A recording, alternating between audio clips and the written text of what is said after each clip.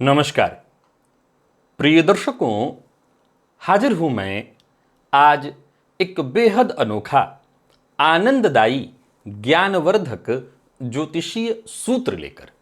एक ऐसा अद्भुत रहस्यमय सूत्र, एक ऐसा बिंदु जिसे हम ज्योतिष शास्त्र में भाग्य धनुष बिंदु के नाम से जानते हैं। आपने कुछ लोगों को देखा होगा जो जीवन में अचानक अपार समृद्धि, सफलता हासिल कर लेते हैं। कैसे कैसे? क्योंकि कई बार हमें देखने में ऐसा मिलता है कि उनकी जन्म कुंडली का नवम भाव यानी भाग्य भाव इतना भी बली नहीं है, फिर भी इतनी अपार समृद्धि और सफलता कैसे? इसे पता लगाया जा सकता है भाग्य धनुष बिंदु के माध्यम से। आज इसी विषय पर हमारी चर्चा है। मैं एक बात तो बता दूं, यह आपको आनंद देने वाला है, ये आपके ज्ञान में वृद्धि करने वाला विषय है।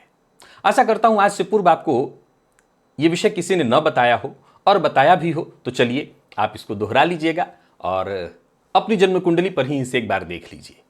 प्रिय दर्शकों, ये भाग्य धनुष बिंदु इस बात की सूचना देता है कि जातक को जीवन काल में उसके भाग्य का साथ कितना मिलेगा, उसे अप्रत्याशित सफलता कितनी मिलेगी, क्या कल्पना से ज्यादा आगे वो जा सकता है।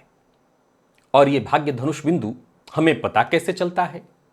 आइए इसे अपनी जन्म कुंडली पर समझने का प्रयत्न करिए।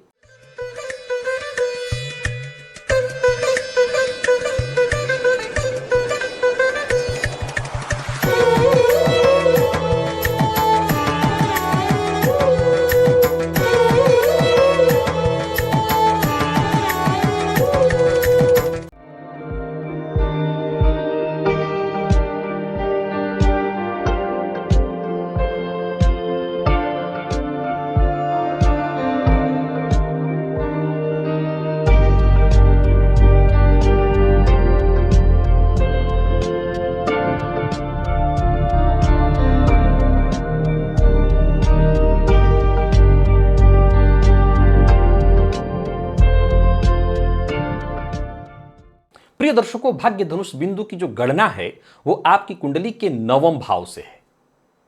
आपने इससे पूर्व एक इंदु लग्न के बारे में भी सुना था, लेकिन ये अलग है। ये भाग्य धनुष बिंदु है। ये धन को नहीं, आपके भाग्य को प्रदर्शित करता है, क्योंकि जन्म कुंडली का जो नवा भाव है वो आपके धर्म, भाग्य, आपके उन्नति का प्रतिनिधित्व करता है। कैसे जानेंगे हम अपने भाग्य धनुष बिंदु को? तो आप सबसे पहले देखिए कि आपकी जन्म कुंडली में भाग्य भाव के स्वामी किस भाव में बैठे हैं, यानी आपके नवमेश, नवम भाव को ही भाग्य भाव कहा जाता है। इस भाव के स्वामी जन्म कुंडली में किस भाव में बैठे हैं। अब आपको आपकी जन्म कुंडली के जिस भाव में भी नवम भाव के स्वामी दिखाई पड़ रहे हैं, उस भाव से और 9 घर आगे गिनिए। उस भाव से मैं उदाहरण भी देकर के आपको समझा दूंगा, और 9 घर आगे गिनिए। इसके बाद फिर उस भाव से 9 भाव आगे गिनेंगे तो आपको मिलेगा जो भाव, वही भाव है आपका भाग्य धनुष बिंदु। आइए मैं सीधा एक उदाहरण के माध्यम से आपको इस सूत्र के बारे में समझा देता हूं। आप अपनी जन्म कुंडली को खोले हुए हैं सो आसानी से आपको समझ में आ जाएगा। मान लीजिए किसी व्यक्ति की जन्म कुंडली में नवम भाव के जो स्वामी हैं वो शुक्र हैं, अर्थात नवम भाव में वृषभ या तुला राशि बनी हुई है, और शुक्र जाकर के कुंडली के पंचम भाव में बैठे हुए हैं। शुक्र जाकर के कुंडली के पंचम भाव में बैठे हुए हैं। अब शुक्र जहां पर बैठे हैं वहां से 9 घर आगे अगर आप गिनेंगे तो कौन सा भाव मिलेगा? जन्म कुंडली का पहला भाव मिलेगा। जन्म कुंडली का पहला भाव मिलेगा।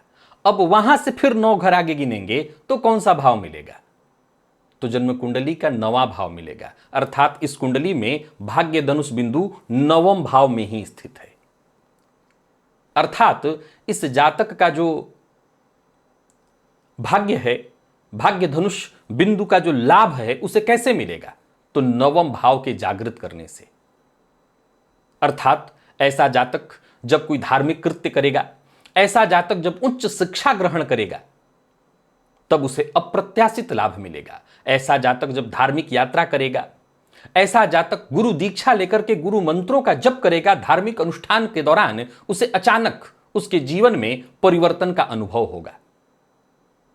याद रखिएगा, यह भाग्य धनुष बिंदु बड़ी आसान सा एक पॉइंट है, विषय है, जिसे बस इतना ही समझना है कि आपकी जन्म कुंडली में जहां भाग्येश बैठे हैं वहां से 9 घर आगे जो भाव आया, फिर वहां से 9 घर आगे आपको गिनना है, बस इतना ही गिनना है और आपको मिल जाएगा आपकी जन्म कुंडली का भाग्य धनुष बिंदु, जो आपके जीवन काल में आपको विभिन्न क्षेत्रों में अप्रत्याशित लाभ और समृद्धि की सूचना देता है। प्रिय दर्शकों, यह भाग्य धनुष बिंदु केवल भौतिक लाभ नहीं, वरन सामाजिक प्रतिष्ठा, सम्मान और यहां तक कि अगर भाग्य धनुष बिंदु जहां आपको प्राप्त हो रहा है वहीं पर अगर कोई शुभ ग्रह बैठे दिखाई पड़े, एक उदाहरण से देखिए, तो मैंने जो अभी आपको एक उदाहरण दिया कि वृषभ या तुला राशि बनी हुई है आपकी जन्म कुंडली के नवम में और शुक्र भाग्येश बनकर के पंचम में बैठे हैं, तो वहां से 9 घर आगे आप गिनेंगे तो जन्म कुंडली का लग्न मिलेगा और वहां से 9 घर आगे गिनेंगे तो पुनः जन्म कुंडली का नवम भाव ही मिलेगा। अब मान लीजिए इसी स्थिति में नवम भाव में यदि देव गुरु बृहस्पति जातक की कुंडली में बैठे हुए हों तो इसका मतलब बड़ा ही अद्भुत निकल करके आता है कि इस जातक का पहले तो भाग्य धनुष बिंदु उसकी जन्म कुंडली के नवम भाव में स्थित है, अर्थात भाग्य भाव में स्थित है, और भाग्य भाव में ही यदि भाग्य कारक बैठे हुए हैं तो ऐसे जातक की तो जिंदगी बुलंद ही है। अब बात केवल उसके भौतिक सुख की ही नहीं चलेगी, केवल यही पॉइंट नहीं रहेगा कि उसको जीवन काल में कितना भौतिक सुख मिलने वाला है, धन समृद्धि सफलता उसको प्राप्त होने वाली है, वरन उसको इसी जन्म में, इसी जीवन में सब कुछ प्राप्त हो सकता है। जहां आध्यात्मिक मार्ग उसे मिलेगा वहीं उच्च कोटि के गुरु की प्राप्ति उसको हो सकती है। यहां बैठे देवगुरु की दृष्टि लग्न पर होगी और साथ ही साथ भाग्येश पर भी होगी। सो आप समझ सकते हैं कि ऐसी स्थिति में भाग्य धनुष बिंदु का इस पॉइंट पर वहां पर गुरु का होना कितनी अद्भुत बात की चर्चा कर रहा है। अब इस बात को जरा और ध्यान से सुनने और समझने का प्रयत्न करिए कि मान लीजिए इसी भाव में पाप ग्रह बैठे हों, तो ज्योतिष शास्त्र के मर्मज्ञ कहते हैं कि ये इस बात की सूचना है, वैसे तो शुभ ग्रह के होने से जातक को धन संपत्ति प्रतिष्ठा पद सब कुछ आसानी से प्राप्त हो जाता है, लेकिन वहीं पर यदि पाप ग्रह बैठे हैं तो पाप ग्रह इस बात की सूचना देते हैं कि आपको विशेष संघर्ष करने की आवश्यकता है। वो ये नहीं कहते कि आपको नहीं मिलेगा।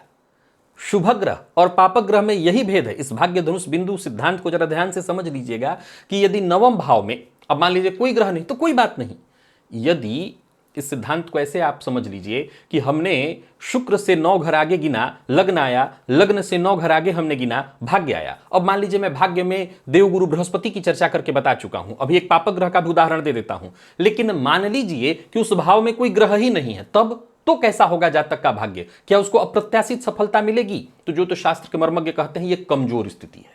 क्या कहते हैं? यह कमजोर स्थिति है। लेकिन बात यही खत्म नहीं हुई। अगर उस भाव पर यानी 9 मेष से 9 घर आगे और पुनः 9 घर आगे जो भाव मिला, वो भाव अगर खाली है तब तो वो अप्रत्याशित जिस सफलता की मैं चर्चा आपको सुना रहा हूं वो तो नहीं मिल सकता। अब मान लिया जाए वो भाव ही सुप्त है, तो फिर जन्म कुंडली का नवम भाव कितना भी बलवान क्यों ना हो, आपने सदैव सुना है कि भाई कुंडली तो नवम भाव बहुत अच्छा है पर लाभ ही नहीं मिल रहा है, तो कहीं ना कहीं आपको संघर्ष देखने को मिलेगा। लेकिन मान लीजिए कि यदि उस भाव पर देवगुरु की दृष्टि पड़ रही है, शुभ ग्रह की दृष्टि पड़ रही है, या उस भाव के भावपति की दृष्टि पड़ रही है, अथवा उस भाव के भावपति उच्चादि राशियों में अपने बैठे हुए हैं, शुभ ग्रह अथवा भाग्यकारक देवगुरु बृहस्पति से युति बनाए हुए हैं, अथवा वो स्वयं देवगुरु बृहस्पति हैं और केंद्र त्रिकोण में जाकर के बैठे हुए हैं, तो ऐसी स्थिति में भी जातक को लाभ मिलेगा, अप्रत्याशित लाभ मिलेगा। अब एक उदाहरण और मैं आपको दे रहा था कि मान लीजिए कि भाग्य धनुष बिंदु पर यदि कोई पापक ग्रह बैठा है, जैसे एक उदाहरण से देखिए कि इसी नवम भाव में यानी जहां वृषभ और तुला राशि है वहां पर अगर शनिदेव आकर के बैठे हैं, अब ये पापक ग्रह हो गए, लेकिन अगर ये शनिदेव यहां बैठे हैं तो ये इस बात की सूचना दे रहे हैं कि ऐसे जातक को करियर में सफलता तो जबरदस्त मिलेगी, दीर्घकालिक मिलेगी, लेकिन इसको सामान्य से कहीं अधिक परिश्रम और पुरुषार्थ करना पड़ेगा, तब जाकर के जीवन काल में ये उस ऊंचाई पर, उस पॉइंट पर पहुंच पाएगा, उस बिंदु को वो छू सकेगा जिसे हम भाग्य धनुष बिंदु कहते हैं। प्रिय दर्शकों, इसके लिए मैंने कुछ उपाय भी बताया है कि जिनकी जन्म कुंडली का ये जो भाग्य धनुष बिंदु वाला पॉइंट है, मान लीजिए कमजोर है, सुप्त है, तब तो कैसे वो अपने भाग्य धनुष बिंदु को इतना बलवान करें जिससे उनको उनके भाग्य का संपूर्ण लाभ मिलने लगे और अपने जीवन काल में वो सर्वश्रेष्ठ सफलता हासिल कर सकें तो इसके लिए आपको अपने गुरु मंत्र का जप करना होगा। गुरु दीक्षा ले लीजिए, भगवान श्री हरि विष्णु के मंत्र का जप, विष्णु सहस्त्र नाम का पाठ आपके लिए विशेष श्रेष्ठ फल प्रदायक होगा। धर्मादि कृत्यों में सहयोगी होना, धर्मादि कृत्य करना आपके लिए विशेष लाभप्रद होगा। साथ ही साथ अपने इस भाव को जागृत करने के लिए आप गुरुवार का व्रत भी कर सकते हैं, तीर्थ यात्रा भी कर सकते हैं। माता पिता गुरु इनका सम्मान करके भी आप अपने धनुष, भाग्य धनुष बिंदु वाले पॉइंट को जागृत कर सकते हैं और अपने जीवन काल में सब कुछ हासिल कर सकते हैं, विशेष सफलता हासिल कर सकते हैं। आशा करता हूं ये सिद्धांत, ये सूत्र आपको मुंह जबानी याद हो गया होगा। उदाहरण जो दिया था उससे और आसानी से आपको मिल जाना चाहिए। अब यही बात एक उदाहरण से और समझ ली कि मान लीजिए हमारा भाग्य धनुष बिंदु जो है अष्टम में मिल रहा है, षष्ठ में मिल रहा है या द्वादश में मिल रहा है। द्वादश में मिल रहा है तब तो विचारणीय नहीं है, वो ज्यादा साधना का भाव है। लेकिन अष्टम में भी मिल रहा है तो ये इसी बात की सूचना है कि आपको गुप्त साधनाएं करनी होगी। साधनाओं के माध्यम से आपका भाग्य धनुष बिंदु जागृत होगा। 12वें में है तो परोपकार से आपका भाग्य धनुष बिंदु जागृत होगा। षष्ठ में है तो रिस्क से, संघर्ष से आपका भाग्य धनुष बिंदु जागृत होगा। बाकी भाग्य धनुष बिंदु को जागृत करने के लिए जो उपाय मैंने बताए हैं वो कोई भी कर सकता है। उसको करके आप अपने इस पॉइंट को जागृत कर सकते हैं और अपने जीवन को सुखद बना सकते हैं। आज के लिए बस इतना ही, इजाजत दीजिए और अपनी कुंडली पर इस सूत्र को लागू करिए। कॉमेंट में अवश्य बताइए कि कौन सा भाग्य धनुष बिंदु वाला आपकी कुंडली का पॉइंट है और वो जागृत है या सुप्त है। नमस्कार।